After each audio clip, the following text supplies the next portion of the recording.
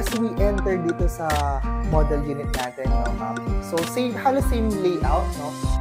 We will be greeted with the living area and very spacious, diba? So, mas malaki siya, ma'am, as compared kay APITONG. For this floor area is a 62 square meter floor area. Tapos, dito sa ma'am, sa dining niya, 1, 2, 3, 4, 5, 6 seater yung kasha. No? Yes, it is a design for a big family or group of family na. And may access siya going to your Talanai. And one of the good things sa mga model units natin or sa mga ino-offer natin mga single attached unit, as we can see, it is a sliding door. Just to maximize the space as well. Yes, at the same time, sa part of nung ating mga model units or yung mga ino-offer natin mga single attached units, mas mataas yung part of nung ating ceiling to have the ventilation sa air. Okay. And then, sa ground floor din niya, meron din tayo? We have toilet and bathroom din. Ayan. Ayan, naka-tiles na ito. We have the shower din.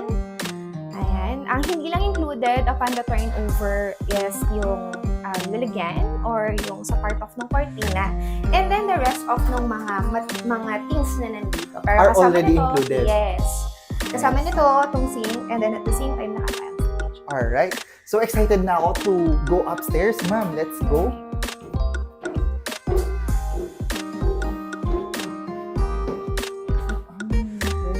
And this is the master bedrooms, and ang hindi lang included for the actual turnover is yung mga part of ng mga accents or walling. At the same time is yung sa ceiling natin, naka-dress up kasi siya. So, itong portions na to is for inspiration sa mga pwedeng improve or mga team kahoy dyan, no? Mga team kahoy dyan. Ayan, or team puti.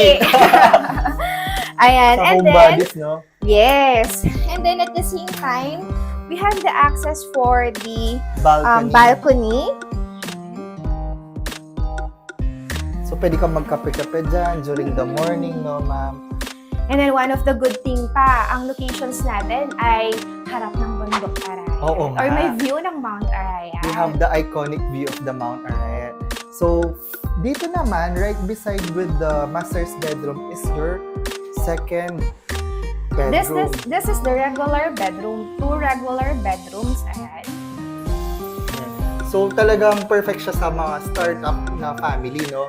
And napansin ko dito on the third bedroom, kasi uso ngayon is the work from home setup, no? Yes. So, parang ginawa nilang office na din to, no, ma'am? You can convert it into office, lalo na kapag mga freelance, work from home, yung ating mga future home owner. Oh, that's nice. So, talagang kumbaga may privacy pa din, no, ma'am? And, of course, we have our common toilet and bathroom on the second floor.